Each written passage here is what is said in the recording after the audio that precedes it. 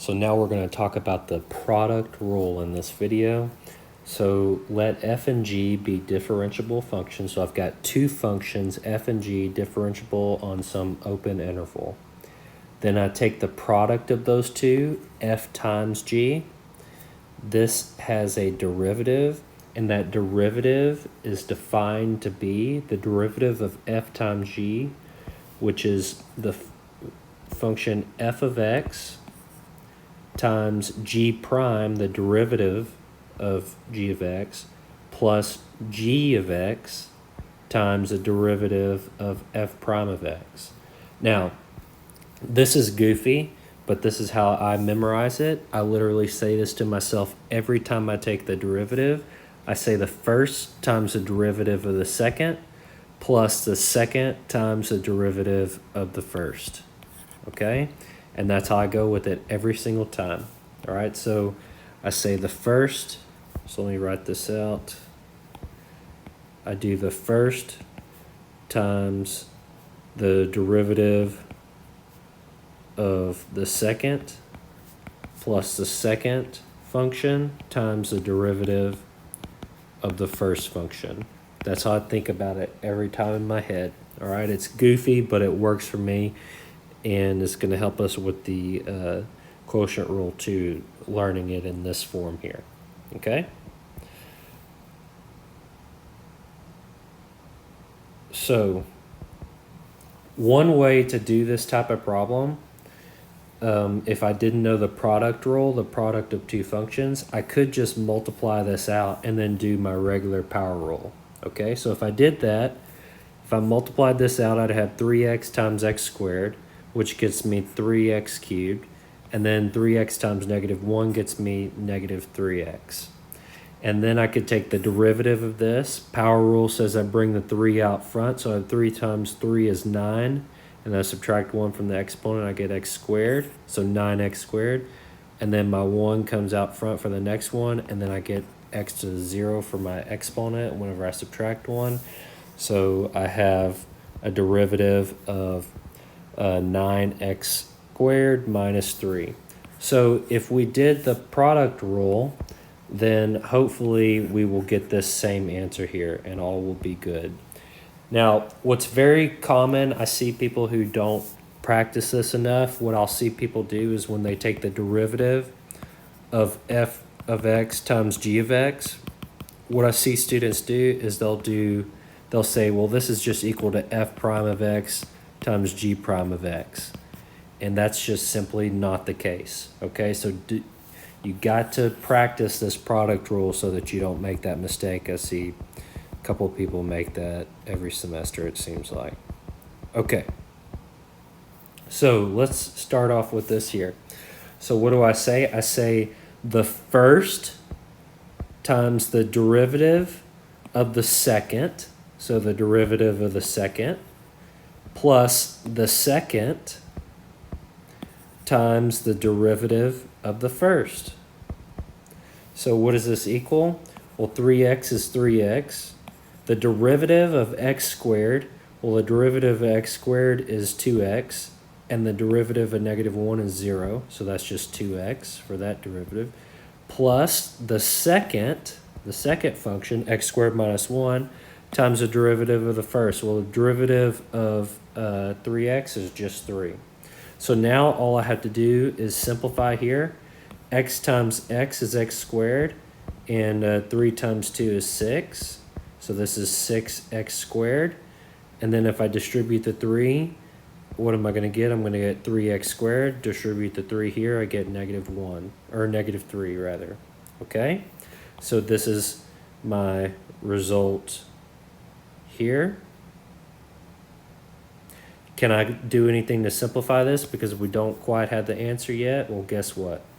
X squared and x squared here, these two have the same DNA makeup, collecting like terms. If you're having trouble with that, go back to my college algebra video on collecting like terms to watch that. Okay? And so 6x squared and 3x squared make 9x squared. And I have subtract 3, and guess what? This matches exactly what we got here. So that is the product rule. I literally do the first times the derivative of the second plus the second times the derivative of the first. That's all there is to it. Let's try another one. Okay, so I want to take the derivative of this guy over here. Now, the first times the derivative of the second, derivative of sine is cosine, plus the second, sine x, times the derivative of the first. Well, the derivative of the first, we need to convert this. Remember, rider and the horsey is square root. It's understood a 2 index, and there's only one x inside. So the rider and the horsey, the rider goes on top and the horsey underneath. So I have x to the 1/2, bring the 1/2 out front, subtract 1 from the 1/2, and I get 1/2 x to the negative 1/2. Okay? And so now I need to simplify. Well, I'll multiply that together. That's all I can do.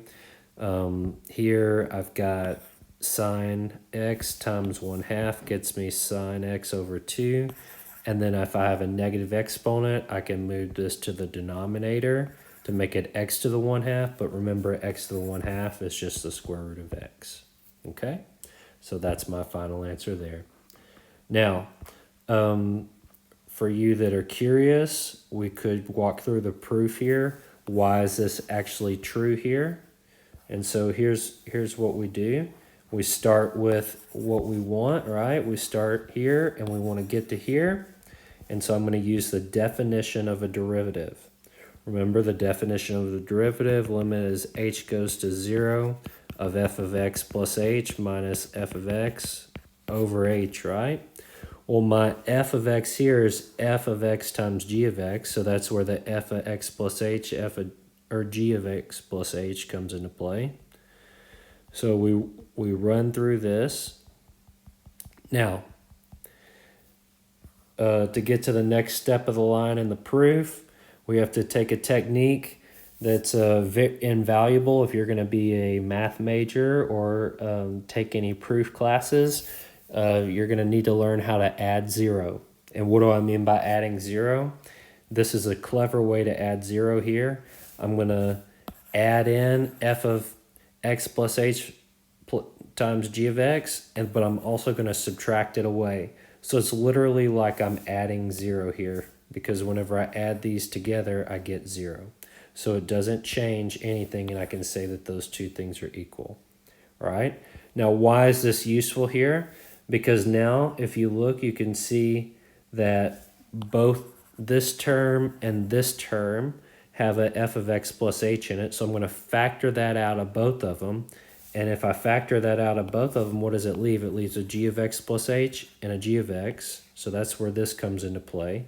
And I factor out the f of x plus h for both of those there.